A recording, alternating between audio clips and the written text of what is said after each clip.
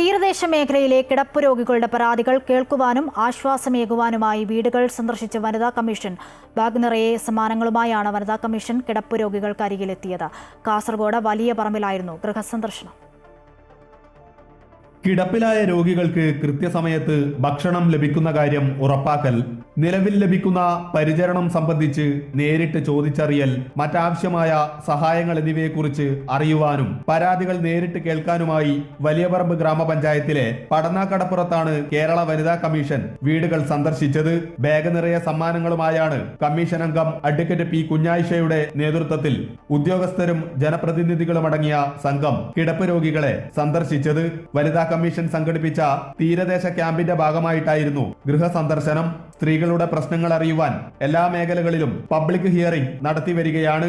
നമ്മുടെ സംസ്ഥാനത്തിന്റെ ഭൂപ്രകൃതി അനുസരിച്ച് 2 വിഭാഗമായി കേരള വനിതാ കമ്മീഷൻ തിരിച്ചതിന്റെ അടിസ്ഥാനത്തിൽ കോസ്റ്റൽ മേഖലയും അതുപോലെ തന്നെ ട്രൈബൽ മേഖലയുമായി തിരിച്ച് കോസ്റ്റൽ മേഖലയിൽ തീരദേശ മേഖലയിൽ താമസിക്കുന്നവരുടെ പ്രശ്നങ്ങൾ അറിയുന്നതിന് വേണ്ടിയും അവർ എന്തൊക്കെയാണ് പ്രശ്നങ്ങൾ നേരിട്ടുകൊണ്ടിരിക്കുന്നത് എന്നതൊക്കെ നേരിട്ടറിയുന്നതിന് വേണ്ടിയിട്ടാണ് ഈ 2 ദിവസത്തെ ക്യാമ്പ് സംഘടിപ്പിക്കുന്നത്. പല മേഖലയിലും ഇൻഫർമേഷൻ എഡ്യൂക്കേഷൻ കിട്ടാത്തത് അർഹരായവർക്ക് സഹായങ്ങളും ആനുകൂല്യങ്ങളും ലഭിക്കുന്നതിന് തടസ്സമാകുന്നുവെന്നും കമ്മീഷൻ സൂചിപ്പിച്ചു.